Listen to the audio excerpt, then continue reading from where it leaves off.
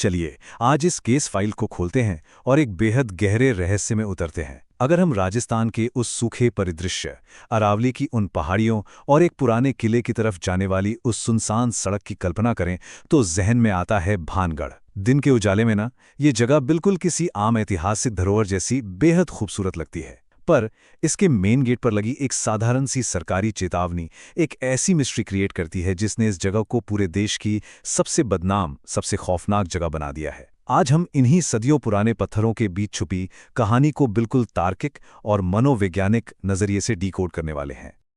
अब इस warning board को जरा ध्यान से देखते हैं। भारतीय पुरातत्व सर्वेक्षण यानी ASI के इस बोर्ड पर लिखे गए शब्द बिल्कुल सटीक और सख्त हैं।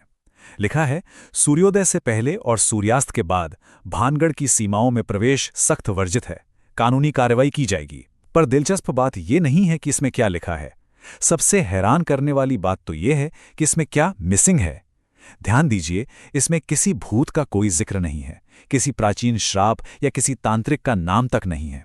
ये बस एक रूखी सूखी ठंडी सरकारी चेतावनी है। यहां सिर्फ कानूनी कार्रवाई का डर दिखाया गया है, किसी पारलौकिक शक्ति का नहीं। तो यहां सबसे बड़ा सवाल उठता है, अगर भानगढ़ सिर्फ एक आम ऐतिहासिक खंडर है तो ASI ने अंधेरे में आने पर इतनी सख्त पाबंदी क्यों लगाई? और यकीन मानिए, यही वो सन्नाटा है, यही वो मिसिंग पीस है जिसने इस पूरी कहानी को इतना मिस्टीरियस बना दिया। कैसे एक बिना कारण वाले सरकारी आदेश ने भारत की सबसे मशहूर हॉन्टेड जगह को जन्म दे दिया। इसके पीछे की सच्चाई सच में बहुत दिलचस्प है, क्योंकि यह सिर्फ एक किले की कहानी नहीं रह गई है, बल्कि इस बात का जिंदा सबूत है कि जब जानकारी आधी अधूरी होती है तो वो कैसे बड़ी बड़ी किंवदंतियों का यानी लेजेंड्स का रूप ले लेती है। चलिए पहले एक रियलिटी चेक करते हैं। ASI के इस आदेश के पीछे के व्यावहारिक यानी प्रैक्टिकल कारणों को समझते हैं। देखिए, ASI का काम किसी भूत को साबित करना नहीं होता। उनका काम है 16वीं सदी के इन स्मारकों की रक्षा करना और वहां आने वाले लोगों को सुरक्षित रखना। अब अंधेरे में क्या होता है? एक तो ये इतने पुराने, टूटे फूटे और खतरनाक खंडहर हैं, ऊपर से रात में वहां विजिबिलिटी बिल्कुल जीरो हो जाती है। और सबसे बड़ा point, Bhangarh Sariska tiger reserve के बिल्कुल बॉर्डर पर है, यानी रात में जंगली जानवरों का वहां आना जाना एक आम बात है। तो बात बिल्कुल सिंपल है, रात के अंधेरे में इन खाइयों में गिरना या किसी जंगली जानवर का शिकार बन जाना कोई पैरानॉर्मल एक्टिविटी नहीं होगी, बल्कि एक रियल फिजिकल एक्सीडेंट होगा। इसलिए यह बैन लगाया गया। पर ठीक यहीं से ये पूरा विषय एक जबरदस्त मनोवैज्ञानिक मोड़ ले लेता है। एक तरफ तो वो नीरस ऑफिशियल डॉक्यूमेंट्स हैं जो सिर्फ फैक्ट्स बताते हैं बिना किसी इमोशन के, और दूसरी तरफ हैं वहां की स्थानीय कहानियां जो पूरी तरह से जज्बातों और डर से भरी हुई हैं।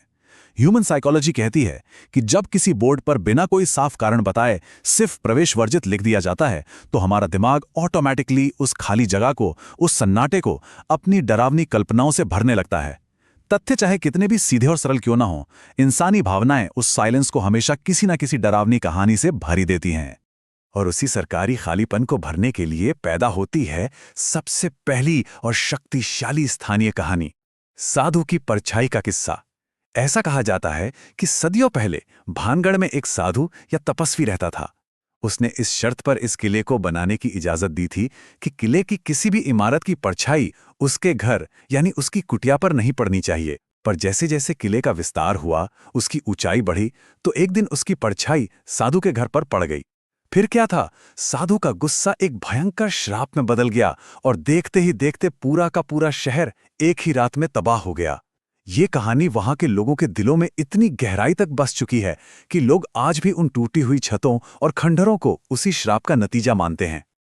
लेकिन रुकिए, एक दूसरी कहानी भी है जो और भी ज्यादा सिनेमैटिक और डार्क है। ये किस्सा है तांत्रिक के जुनून का। कहा जाता है कि एक काला जादू करने वाला तांत्रिक था जो वहां की बेहद खूबसूरत राजकुमारी रत्नावती को पाने की जिद पकड़ बैठा था। जब उस तांत्रिक की वो खतरनाक साजिश नाकाम हो गई तो उसने मरते मरते इस पूरे शहर को हमेशा के लिए खंडहर बन जाने का श्राप दे दिया। और सच कहूं तो ये कहानी भानगढ़ के अंत की एक ऐसी विजुअल तस्वीर पेश करती है जो किसी के भी जहन में डर पैदा कर सकती है। प्यार, धोखा, काला जादू और एक तबाह हुआ शहर, ये सब मिलकर इस जगह को एक परफेक्ट डार्क थ्रिलर बना देते हैं। अब अगर हम इस जगह के असली ऐतिहासिक रिकॉर्ड को खंगालें तो पता चलता है कि 1783 के एक भयानक अकाल यानी फेमीन के बाद इस जगह का धीरे धीरे पतन होना शुरू हुआ। लोग खाने और पानी की तलाश में भानगढ़ छोड़कर चले गए। पर यहीं पर पावर ऑफ फोकलोर यानी लोक कथाओं की असली ताकत सामने आती है। जब सूखे तथ्य और कच्चा डर दोनों एक ही दरवाजे पर आकर मिलते हैं तो हमेशा लोक कथाएं ही हावी होती हैं। एक बार विचार करके देखते हैं, एक अकाल की वजह से शहर का धीरे धीरे खाली होना उतना थ्रिलिंग नहीं लगता ना, उतना थ्रिलिंग जितना कि एक ही रात में किसी श्राप से सब कुछ तबाह हो जाना। सरकारी नोटिस में जो खामोशी होती है, अफवाहें और कहानियां बड़ी आसानी से उस खामोशी को अपनी आवाज बना लेती हैं। तो आइए इस पूरे प्रोसेस को मनोवैज्ञानिक रूप से यानी साइकोलॉजिकली डिकोड करते हैं। दरअसल यहाँ डर का एक बहुत ही सटीक मैथमेटिकल फॉर्मूला काम कर रहा है।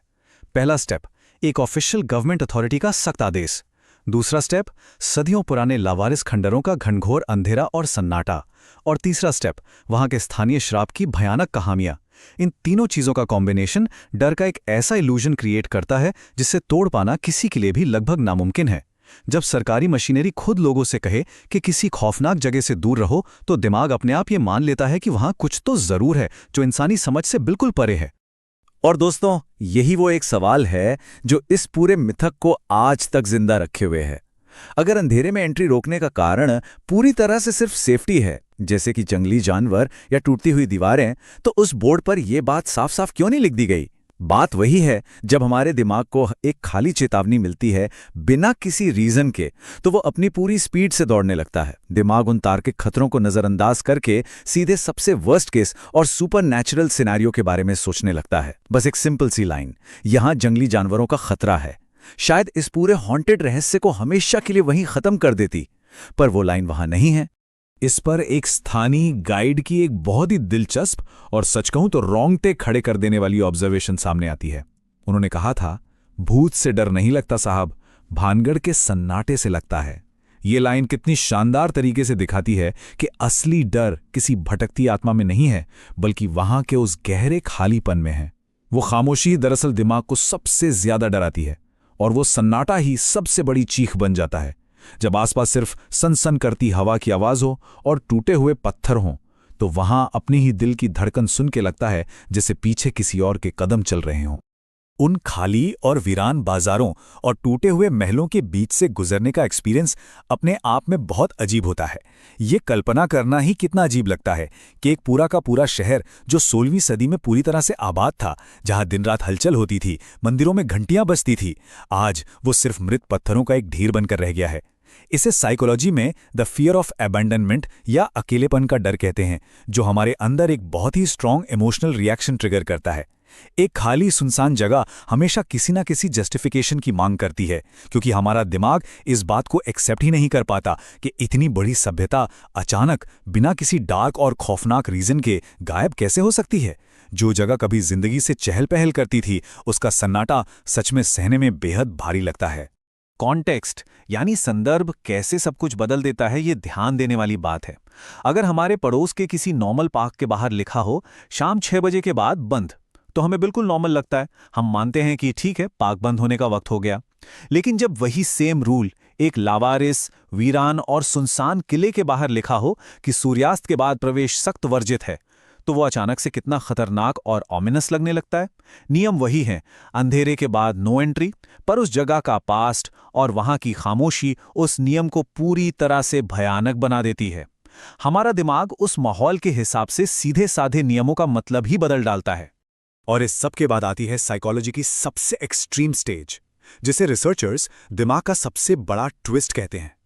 ऑफिशियली बोर्ड पर सिर्फ अंदर ना जाने की चेतावनी दी गई है, ठीक है, पर ह्यूमन साइकोलॉजी इतनी पावरफुल है कि लोग वहां खुद के बनाए हुए अलिखित नियम यानी अनरिटन रूल्स तैयार कर लेते हैं। जैसे कि अगर अंधेरे में अंदर चले गए तो वापस बाहर निकल पाना किसी के हाथ में नहीं होता। ये स्पेसिफिक सोच एक नॉर्मल हिस्टोरिकल साइट को एक माइंड गेम, एक साइकोलॉजिकल ट्रैप में बदल कर रख देती है। बैन सरकारी तौर पर बाहर से लगाया गया है, लेकिन डर का पूरा जाल दिमाग ने खुद बुन लिया है, जहां पर सरकारी नियम तोड़ना किसी अपराध जैसा नहीं बल्कि अपनी मौत को दावत देने जैसा लगने लगता है। तो चलिए सभी कड़ियों को जोड़ते हैं, आखिर इस पूरी केस फाइल का फाइनल ब्लूप्रिंट क्या निकल कर आता है। सच्चाई यह है दोस्तों कि एएसआई पारलौकिक शक्तियों पर विश्वास नहीं करता। वो स्ट्रिक्टली लोगों की सेफ्टी और स्मारक के बचाव के लिए इन नियमों को लागू करता है। दूसरी तरफ टूरिज्म इंडस्ट्री ने बड़ी ही चालाकी से इस हॉन्टेड रेपुटेशन का फायदा उठाया है। पर सबसे बड़ा सच ये है कि जब भी कोई अथॉरिटेटिव सरकारी पावर किसी ऐसे अनसुलझे रहस्य से मिलती है तो हमारी खुद की ह्यूमन साइकोलॉजी उस डर को 1000 गुना बढ़ा कर देती है। रियलिटी में देखा जाए तो फिजिकल सेफ्टी ही सबसे मेन प्रायोरिटी है, लेकिन ये हमारी बनाई हुई किंवदंतियां हैं जो एक आम सेफ्टी रूल को सदियों के खौफ में बदल देती हैं। इस विश्लेषण को खत्म करने से पहले एक बहुत ही डीप और सोचे समझे सवाल पर थोड़ा गौर करते हैं। भानगढ़ का असली खौफ वहां घूमने वाली आत्माओं का नहीं है, वो खौफ है अनसर्टेनिटी का, यानी अनिश्चितता का।